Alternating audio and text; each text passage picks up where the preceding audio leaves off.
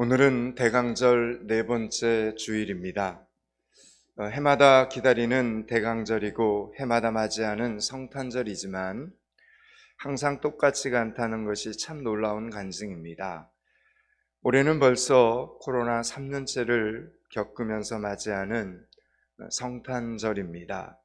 곧 실내에서 마스크를 벗게 될 날도 올 것 같은데 그동안 마스크를 끼고 지나온 세월이 길고 또 절실하다 보니 지난 9월 26일부터 실외 마스크 착용 의무가 해제되었어도 아직 밖에 나갈 때는 마스크를 끼는 것이 더 안심이 됩니다.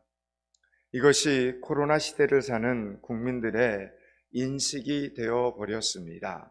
이처럼 코로나 시대라는 단어 하나만으로도 그냥 모든 상황이 이해가 되고 공감이 되는 때가 있습니다. 우리가 무슨 이야기를 하면서 서두에 그때 포항에 지진이 났을 때라고 이야기를 꺼내면 5년 전 포항에 살던 사람들은 그때 그 두려움과 불안감을 다 같이 공유하고 있습니다. 더 설명할 필요가 없습니다. 오늘 본문 5절에 나오는 유대왕 헤롯 때라는 단어가 그렇습니다. 유대왕 헤롯 때. 5절 말씀을 우리 한번 천천히 읽겠습니다. 5절을 같이 읽습니다. 유대왕 헤롯 때 아비야 반열에 제사장 한 사람이 있었으니 이름은 샤가랴요 그의 아내는 아론의 자손이니 이름은 엘리사벳이라. 아멘. 오늘 성경은 유대왕 헤롯 때라는 시대는 이 당시 유대인들에게 더 이상 설명할 필요도 없는 억압과 고통과 거짓의 시대였습니다. 성경에는 헤롯 왕이라는 똑같은 이름의 인물들이 보면 여러 명 등장을 합니다. 이 헤롯 왕은 그러니까 예수님이 태어나시기 전 BC 37년부터 예수님이 태어나신 후 AD 4년까지 유대 지역을 다스린 헤롯 대왕을 이야기합니다. 그는 큰 범주에서는 유대인으로 볼 수 있지만 혼혈인이었습니다. 그의 아버지가 이드메 출신, 즉 에서의 후손이다 보니 정통 유대인으로 대접받지를 못했습니다. 그래서 그에게는 항상 혈통 컴플렉스가 있었습니다. 헤롯은 자기의 이 혈통 컴플렉스를 어떻게든 커버하기 위해서 유대인들의 환심을 사고 싶었습니다. 그래서 그가 착안해낸 생각이 바로 성전 건축이었습니다. 그런데 이 성전 건축의 규모가 어마어마했습니다. 그는 정치술이 아주 뛰어난 사람이었습니다. 그래서 로마 정부로부터 예루살렘에 무려 4분의 1에 해당되는 토지를 성전 건축을 위해서 허락을 받게 됩니다. 이게 그 유명한 헤롯 성전입니다. 이렇게 그는 자기의 정치 생명과 자기의 권력을 유지하기 위해서는 종교심도 이용하고 성전도 이용하는 권모술수의 대가였습니다. 그의 통치 기간 동안 수많은 무고한 생명들이 피를 흘려야 했고 비록 헤롯 성전을 건축하기는 했지만 그 당시 예루살렘 주변에 많은 이방 신상들을 세움으로써 유대인들을 우상 숭배의 길로 인도했던 왕이었습니다. 정치적으로, 종교적으로, 사회적으로 아무것도 말할 수 없고 주장할 수도 없고 함부로 밝혀낼 수도 없는 정말 어두운 시대였습니다. 그래서 오늘 본문 5절 시작 부분에 유대왕 헤롯 때라는 이 단어 하나만으로 사람들은 단번에 어둡고 암울한 시대라는 생각이 떠올랐습니다. 이것이 요세푸스의 역사책에 기록이 되어 있습니다. 바로 그러한 때에 오늘 본문에 두 사람이 등장을 하게 되는 겁니다. 아비야 반열의 제사장 샤가랴와 그의 아내 엘리사벳이라고 하는 이 두 사람이 등장을 합니다. 아비야 반열이라는 것은 아론의 후손으로서 제사장의 직분을 맡은 자들의 무리를 설명하는 용어입니다.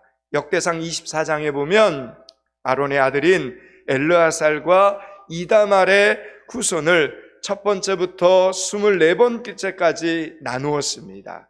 그중 8번째 반열에 속하는 사람이 아비야이고, 오늘 본문의 샤가라는 아비야 반열에 속한 제사장입니다. 즉, 이 24반열로 나누어진 아론의 후손들만이 제사를 드릴 때, 그러니까 예배를 드릴 때 집례하는 역할을 감당하도록 정해진 것입니다. 그 당시에 제사장들이 가장 많이 살고 있었던 지역은 여리고라는 동네였습니다. 왜냐하면 여리고가 예루살렘과 가장 가까웠기 때문에 거기 거주하면서 예루살렘으로 출퇴근을 한 것입니다. 그러면 우리 예수님이 태어나던 그 시대에, 세례 요한이 태어나던 이 시대에 제사장들은 약 몇 명이었겠습니까? 한 반열에 약 1000명이 속해 있었습니다. 그러면 24반열이니까 적어도 2만 명이 넘는 아론의 자손들이 있었습니다. 그래서 제사 때가 되면, 예배 드릴 때가 되면 1반열부터 24반열까지 순서대로 차례대로 제사를 집례합니다. 예배를 집례하는 겁니다. 그런데 1000명이나 되는 제사장들이 한꺼번에 다 성전에 들어가서 제사를 집례할 수 없기 때문에, 만약 이번이 아비야 반열 순서다라고 하면 1000명 중에서 제비 뽑기를 합니다. 그 중에 1000명 중에 2명을 뽑아서 그 2사람이 예배를 집례하게 되는 것입니다. 그래서 이번이 우리 반열 차례라고 해도 500대 1의 확률에서 제비가 뽑혀야 예배를 섬길 수 있고, 이번에 제비 뽑기에 당첨이 되지 않으면 다시 24반열에 한 바퀴 돌아오기까지 기다리고 또 기다려야 되는 것입니다. 그러다 보니 아론의 자손으로서 평생을 제사장으로 살아도 하나님의 성전에서 한 번도 직접 예배를 섬기지 못하는 사람들, 예배를 집례하지 못하는 제사장들이 수두룩했습니다. 이게 이 당시의 배경입니다. 여러분, 그런데 이때 유대왕 헤롯 때 이름만 들어도 암울하고 억눌린 시대를 떠올리는 이때 아비야 반열이 예배를 섬길 차례가 되었다는 겁니다. 그리고 그 중에 샤가라라는 이 사람이, 이 제사장이 제비에 뽑혀서 예배를 섬기게 된 것입니다. 샤가라의 이름의 뜻은 주께서 언약을 기억하신다 뜻입니다.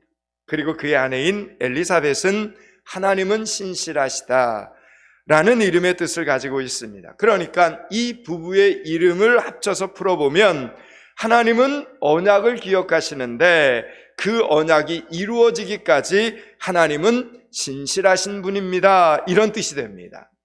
그리고 그 신실하신 하나님의 섭리대로 예수님 앞서 세례 요한이 태어날 그쯤에 봉착하여 이 사람이 제비에 뽑힌 겁니다. 이 사람이 24번 만에 자기가 속한 반열의 차례가 되어 와서 저 500대 1의 경쟁률을 뚫고 뽑힐 확률은 그 당시 거의 기적 같은 일이었습니다. 그런데 정확하게 예수님이 태어날 그 무렵에 그의 길을 예비할 세례 요한의 탄생을 위하여 제비에 뽑혔다라는 것입니다. 오늘 본문 6절 말씀을 한번 보겠습니다. 6절을 같이 읽습니다. 이 2사람이 하나님 앞에 의인이니 주의 모든 계명과 규례대로 흠이 없이 행하더라. 아멘. 여러분, 이 2사람이 누구입니까? 샤가라와 엘리사벳, 이 2사람이 하나님 앞에 의인이었다, 이렇게 기록이 되어 있습니다.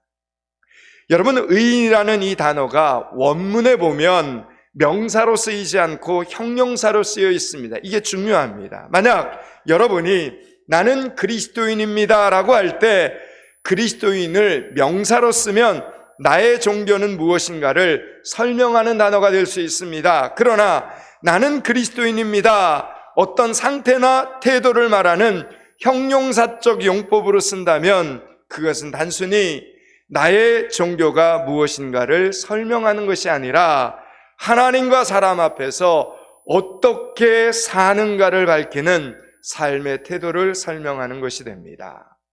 여기서 의인이란 단어를 명사로 쓰지 않고 형용사로 썼습니다. 즉 그들은 제사장이라는 신분이니 당연히 의인이었다가 아니라 하나님과 사람들 앞에 어떤 삶의 태도로 일상을 살았는가를 설명하는 단어라는 겁니다.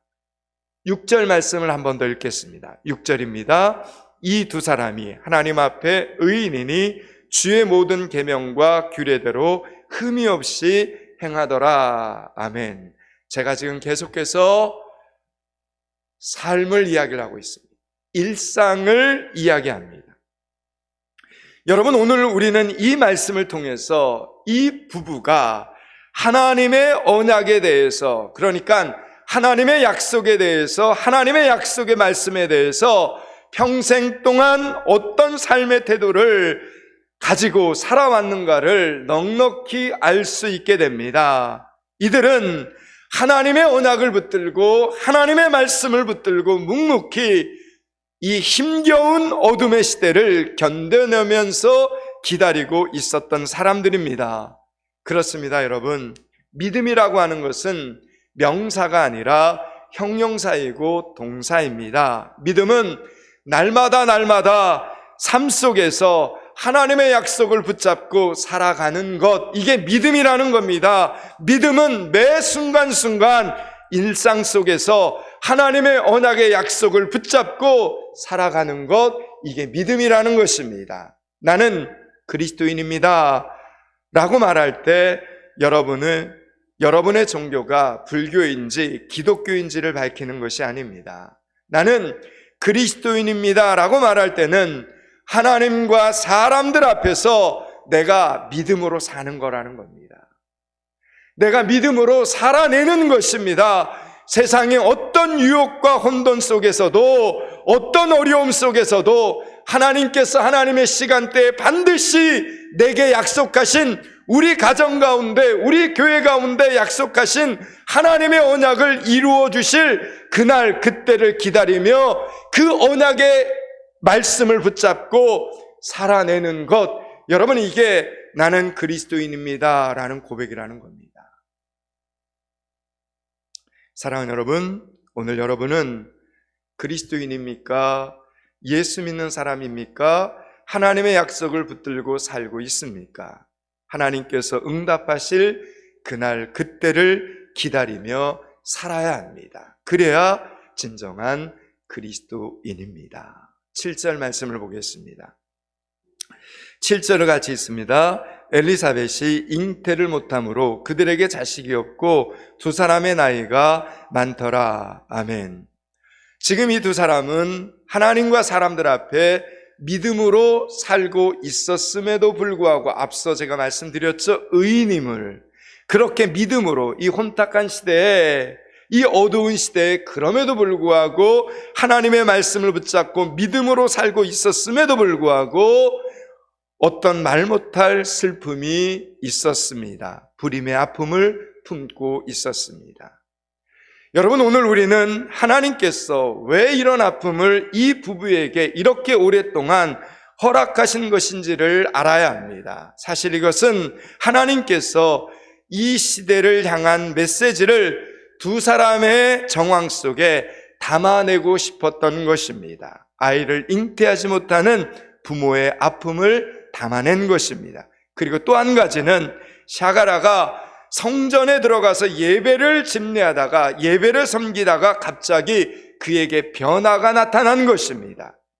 20절 말씀을 한번 보겠습니다. 뒤에 20절을 같이 읽습니다. 보라, 이 일이 되는 날까지 내가 말 못하는 자가 되어 능히 말을 못하리니 이는 내가 내 말을 믿지 아니하거니와 때가 이르면 내 말이 이루어지려더라 하더라. 아멘. 예배를 집례하러 들어갔는데 말을 못하게 됩니다. 그래서 서판을 가져다가 샤가라가 글을 쓰게 됩니다. 밖에서 그를 기다리던 사람들은 무슨 생각을 합니까? 뭔가가 있었구나. 저 안에 성전에 들어가서 샤가라에게 무슨 일이 지금 있었구나. 이 일이 무슨 일인지는 모르겠지만 분명히 하나님의 역사로구나라는 생각을 할 수밖에 없게 된 겁니다. 21절, 22절을 보겠습니다. 21절, 22절을 같이 읽습니다. 백성들이 샤가라를 기다리며 그가 성전 안에서 지체함을 이상히 여기더라.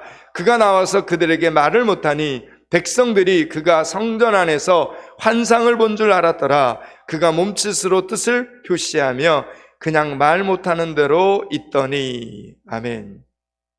자, 여러분, 지금 제사장이 예배를 집례하고 나와서 백성들에게 축복을 해줘야 하는데 갑자기 말 못하는 자가 되어버린 겁니다. 여러분, 하나님께서는 이 샤가라의 일을 통해서 그 시대에 신앙의 깊은 잠을 자고 있는 사람들을 좀 흔들고 깨우고 계셨던 것입니다. 아무 생각 없이 살지 말고 이상하게 여겨라. 이게 도대체 무슨 일인지 생각 좀 하고 의문을 품어라. 하나님의 뜻을 알기 위해서 기도 좀 하고 말씀을 좀 찾아서 좀 읽어보고 하나님 앞으로 나와라. 이런 사인을 바로 샤가라의 선지자를 통해서 하나님이 지금 주고 계셨던 것입니다. 왜냐하면 지금이 바로 아담이 범죄한 이후 에덴 동산에서부터 언약하신 하나님의 구원의 때가 되었기 때문입니다. 하나님께서 지금 그 언약을 기억하시고 신실하게 그 언약을 이루실 하나님의 때가 되었기 때문입니다. 여러분, 구약과 신약 사이에는 무려 400년간의 중간기가 그 속에 담겨져 있습니다. 이 중간기는 구약과 신약 사이에 뚝 끊어진 역사의 진공상태 같은 기간입니다.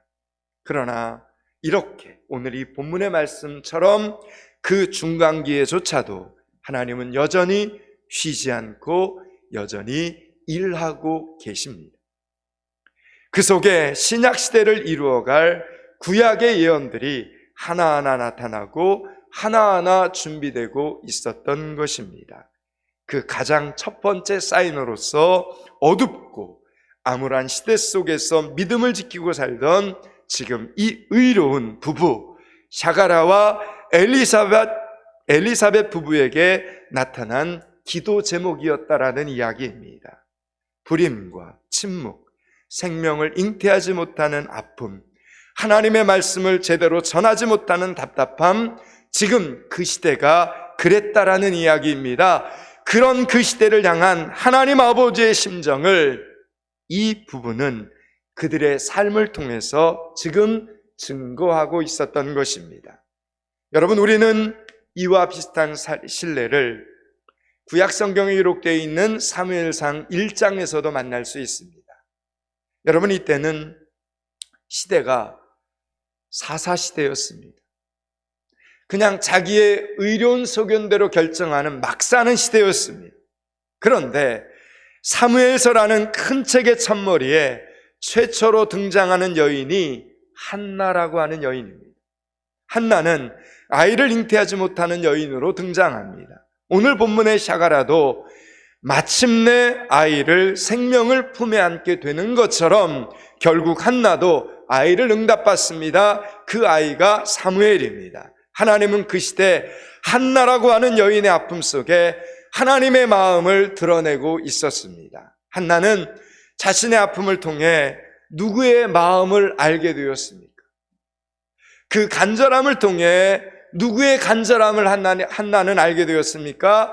나도 아이가 없어서 이렇게 인생이 아프고 힘든데 하나님에게도 그 시대에 하나님의 말씀을 제대로 전달할 하나님의 사람이 없어서 하나님이 아파하시는구나 라는 걸 알게 되었습니다. 한나는 자기의 절절한 필요를 통해서 하나님의 절절한 필요를 보게 된 것입니다. 그래서 자기의 아픔을 해결받기 위해서 기도하다가 하나님 내게 아들을 주시면 그 아들 하나님께 내놓겠습니다 라는 빅딜로 바뀌게 됩니다.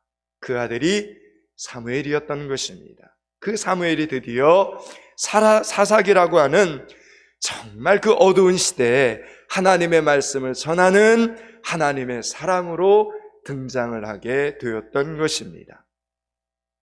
여러분, 오늘 본문의 이 샤가라와 엘리사벳은 하나님의 통로였습니다. 여러분, 아무나 하나님의 통로가 되는 게 아닙니다.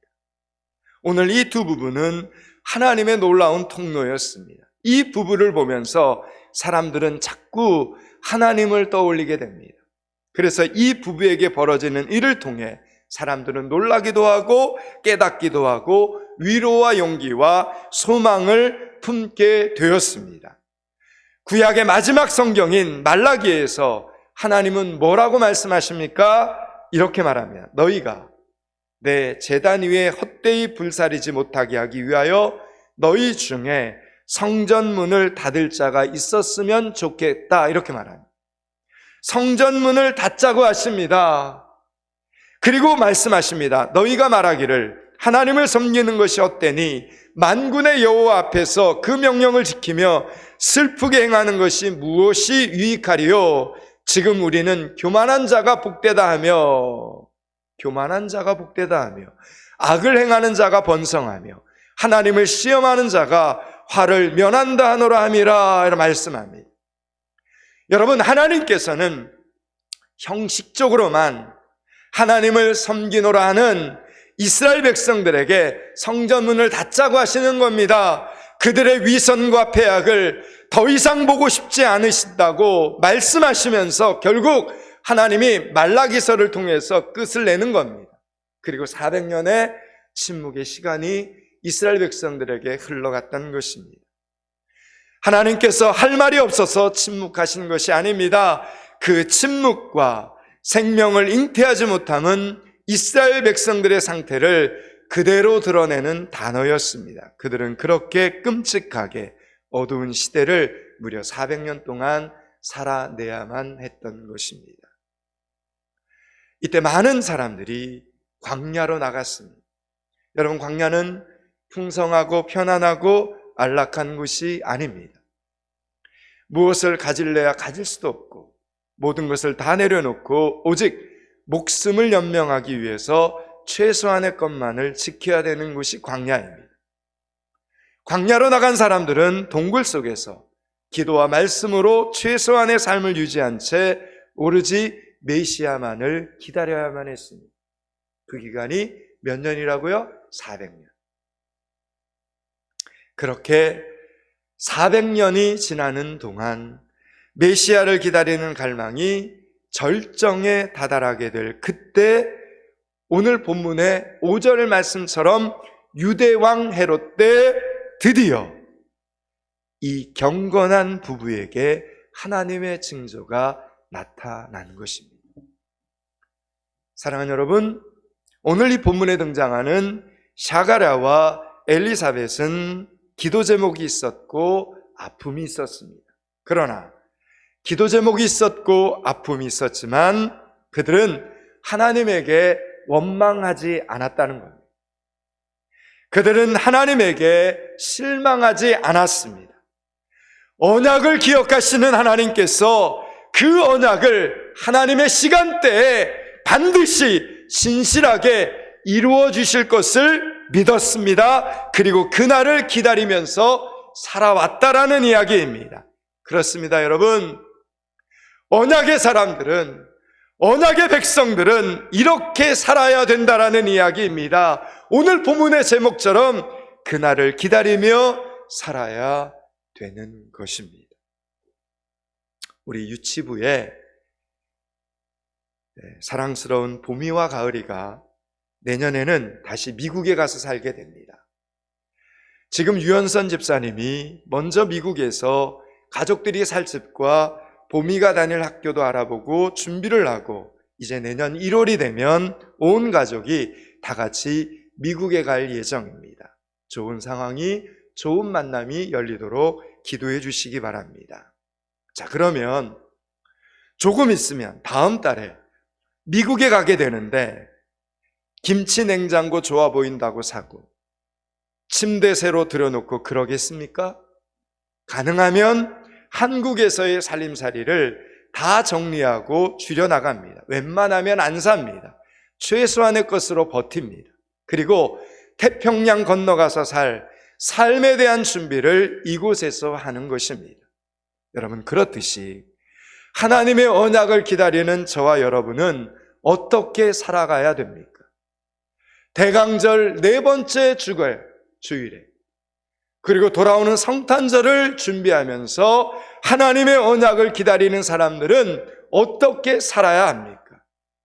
사야 할 것과 사지 말아야 할 것을 구분해야 합니다. 해야 할 일과 하지 말아야 할 일을 구분해야 됩니다. 욕심부려야 할 것과 욕심부리지 않아야 할 일을 구별하면서 이 샤가라와 엘리사벳처럼 일상의 삶을 살아내야 됩니다. 하나님은 언약을 기억하시고 그 언약을 신실하게 이루어 주시는 분인 줄 믿기 때문에 우리의 일상에서, 우리의 삶 속에서 세상 사람들과 차이가 나야 된다라는 이야기를 드리는 것입니다. 오늘 우리는 그날을 기다리며 그렇게 살아야 되는 사람들입니다. 여기까지가 오늘 본문의 전체 메시지입니다. 이제 말씀을 마치려고 합니다. 사랑하는 여러분, 오늘은 대강절 4번째 주일입니다. 대강절 4째 주일을 보내며 다음 주에 성탄절을 맞이하는 포항믿음교회 성도들은 여러분은 어떻게 살아야 하겠습니까? 하나님께서는 나의 삶과 나의 인생을 통해서 세상 사람들에게 말씀하신다는 사실을 기억하셔야 됩니다. 부디 여러분의 인생에 하나님의 언약이 이루어지는 모습이 나타나기를 축원합니다. 여러분의 인생에 하나님의 언약이 이루어지는 모습을 통해서 세상 사람들이 또 한 번 깜짝 놀라면서 하나님께로 돌아오는 역사가 일어나는 성탄절이 될 수 있기를 축원합니다. 매일의 삶 속에서, 매일매일의 삶 속에서 하나님의 언약을 기다리며 준비하는 믿음의 성도들이 되시기를 주님의 이름으로 축원합니다. 기도하겠습니다. 하나님, 대강절 기간 샤가라와 엘리사벳처럼 그날을 기다리며 살게 하여 주시옵소서. 언약을 기다리는 하나님께서, 언약을 기억하시는 하나님께서 개인과 가정과 교회 안에서 그 언약을 신실하게 이루어 줄 것을 믿게 하여 주시옵소서. 나의 삶과 나의 인생을 통해 세상 사람들에게 말씀하시는 하나님의 음성을 듣게 하여 주시옵소서. 예수 그리스도 이름을 받들어 기도드리옵나이다. 아멘.